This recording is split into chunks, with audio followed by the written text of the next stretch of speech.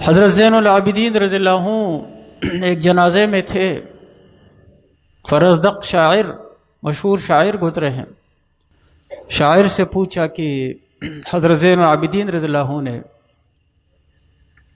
آپ نے کیا کیا آخرت کے لیے؟ کہا کہ میں کلمہ شہادت جو پڑھتا ہوں۔ کہنے لگے ھذا العمود این الاطناب، دین کا خیمہ یہ صرف ایک لکڑی گاڑنے سے مکمل نہیں ہوتا ہے۔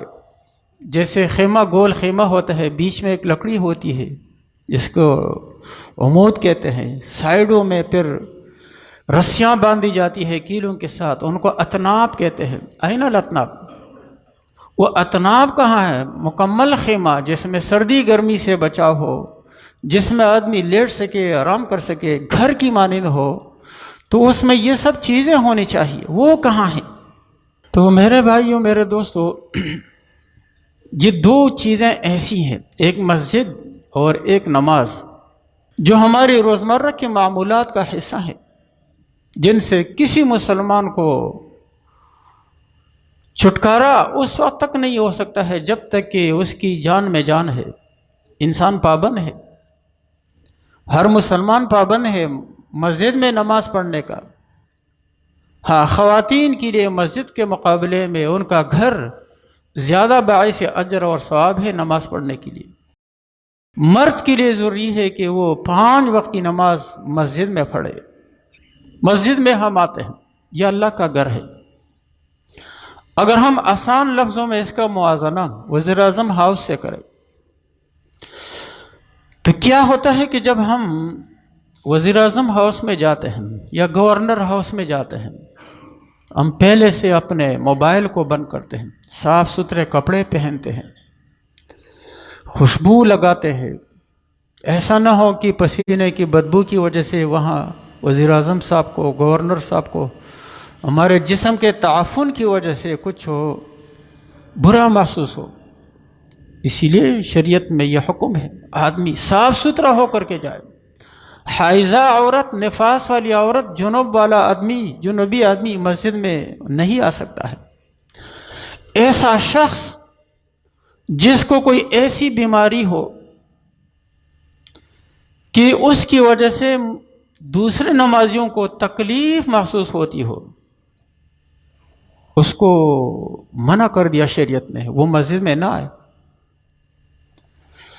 کوئی ایسی چیز کھاتا ہے انسان، کچا پیاز کھاتا ہے، لہسن کھاتا ہے، منہ سے بو آ رہی ہے، اس کو منع کر دیا، وہ ہماری مسجد میں نہ آئے۔ اس سے فرشتوں کو تکلیف ہوتی ہے، اس سے مسلمانوں کو، نمازیوں کو تکلیف ہوتی ہے، اس سے اللہ کے گھر کا وقار مجروح ہوتا ہے۔ وہ نہ آئے، یا تو نہ کھائے تو نہ آئے۔ اسی لیے علماء نے مسئلہ لکھا ہے، جماعت کا وقت قریب ہے تو اس قریب وقت میں جتنی دیر تک بدبو رہ سکتی ہے منہ میں، پیاز کی، مولی کی اور لہسن کی، کچے لہسن کی، لوگ کھاتے ہیں بلڈ پریشر وغیرہ کے لیے کچا لہسن، تو جتنی دیر تک اس کی بو باقی رہتی ہے اتنی دیر تک جو ہے نا آدمی کو لہسن اور یہ چیزیں نہیں کھانی چاہیے۔ سگریٹ پیتے ہیں بعض لوگ، آتے تھے مسجد کے گیٹ پہ سگریٹ پھینک کے آ جاتے ہیں، حالانکہ وہ سانسوں میں وہ بو، وہ اثر وہ رہتا ہے۔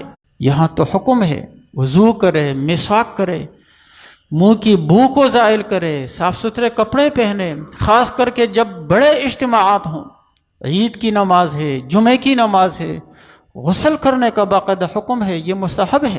آج کل تو یہ ہے صابن کی سہولت موجود ہے، آدمی نے غسل کیا، صابن کا استعمال کیا، پسینے کی بو ختم ہو گئی، تو لہٰذا مزید کسی خوشبو لگانے کی ضرورت نہیں ہے، وہ کام، وہ مقصد حاصل ہو گیا۔ لیکن کہنے کا مقصد یہ ہے کہ جب ہم آتے ہیں اہتمام کے ساتھ آ جائیں۔ اسی لیے علماء لکھتے ہیں جو آدمی ایسا کام کرتا ہے جس کی وجہ سے اس کے کپڑے بہت میلے ہو جاتے ہیں، ان کپڑوں میں اس کو نماز نہیں پڑھنی چاہیے۔ وہ الگ بات ہے کہ اور انتظام نہیں ہے تو پھر نماز تو نہیں چھوڑ سکتا ہے، پھر تو پڑھنا ہی ہے، لیکن کوشش یہ ہونی چاہیے صاف ستھرے کپڑے ہوں مسجد میں داخل ہونے سے پہلے۔ ایسے بے شمار دیہاتیوں کو میں نے خود اپنی آنکھوں سے دیکھا، جو مسجد میں داخل ہوتے ہیں نا تو اپنے نسوار کی ڈبیا جوتیوں میں رکھ دیتے ہیں، وہ بھی سمجھتے ہیں کہ ہم اللہ کے گھر میں داخل ہوتے ہیں، بالکل ان پڑھ لوگ، کچھ بھی ان کی تعلیم نہیں ہے، لیکن اتنا وہ سمجھتے ہیں کہ یہ جو نسوار ہے یہ اچھی چیز نہیں ہے، سگریٹ کی ڈبیا ہے یہ مسجد میں لے جانا نہیں چاہیے، تو اپنے جوتوں کے اندر اس کو چھپا کے رکھتے ہیں۔ ہم آتے ہیں مسجد میں، موبائل فون بند نہیں کرتے ہیں، اب تو یہ مسئلہ ہو گیا، موبائل فون بھی بج رہا ہے اور سجدے بھی جاری ہیں، نمازیں بھی ہو رہی ہیں، اس میں بعض لوگ گانے لگاتے ہیں، بعض لوگ جو ہے نا طرح طرح کے ٹونے لگاتے ہیں، وہ بھی جاری ہے اور یہ بھی جاری ہے، یہ غلط بات ہے۔ اپنا ہم ایک معمول بنائیں، ہمارا کیا معمول ہے مسجد میں داخل ہونے میں اور مسجد سے خارج ہونے میں؟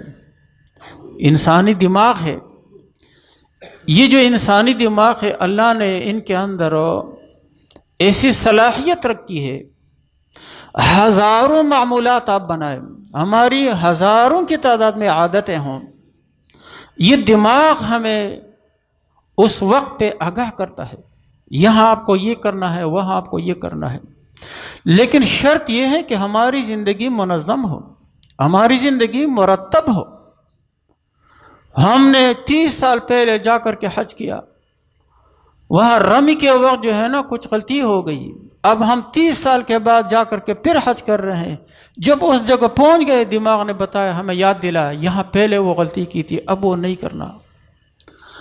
دماغ ایسی نعمت ہے اللہ تبارک و تعالیٰ کی طرف سے، کمپیوٹر بھول جاتا ہے، کچھ نہیں ہے اس کے مقابلے میں، دماغ نہیں بھولتا۔ تو یہ چیز ایسی ہے کہ ہم نے اگر کوئی چیز اس کے اندر ڈال دی وہ چیز پڑی رہے گی۔ ہم معمول بنائیں کہ جب ہم مسجد میں داخل ہوں ہم اپنا موبائل فون بند کر دیں، نکلتے وقت پھر ہم اس کو دوبارہ کھول دیں۔ اگر ایک آدمی ایسا ہے کہ نہیں کر سکتا، اس کی ضروری فون آ رہے ہیں، تو کم از کم اس کو سائلنٹ کر دے، گھنٹی تو بند کر دے اس کی۔ کبھی وہ وائبریشن سے بھی ہمیں پریشانی ہوتی ہے، ہم نماز پڑھ رہے ہیں اور وہ جو فون ہے وہ بج رہا ہے، گھنٹی تو نہیں سنائی دے رہی ہے لیکن ہمیں محسوس تو ہو رہا ہے اس کی حرکت سے، تو اس سے بھی نماز متاثر ہو جاتی ہے۔ نماز ایسی عبادت ہے کہ جس میں کلی توجہ، مکمل توجہ ہماری یہ اللہ کی طرف ہونی چاہیے۔ اگر ہم مکمل توجہ پہ قدرت نہیں رکھتے تو کم از کم اپنے اختیار کے، اپنے بس کے جو کام ہے وہ تو ہم کر لیں۔ ایسے کاموں سے ہم اجتناب تو کر سکتے ہیں کہ جو کام ہماری نماز پہ اثر انداز ہو رہے ہیں۔ موبائل فون بج رہا ہے، ہماری توجہ ہٹا رہا ہے یا کسی اور کی توجہ یا نمازیوں کی پریشانی کا سبب بن رہا ہے، یہ تو ہمارے اختیار میں ہے، تو اختیاری کام تو ہم کریں۔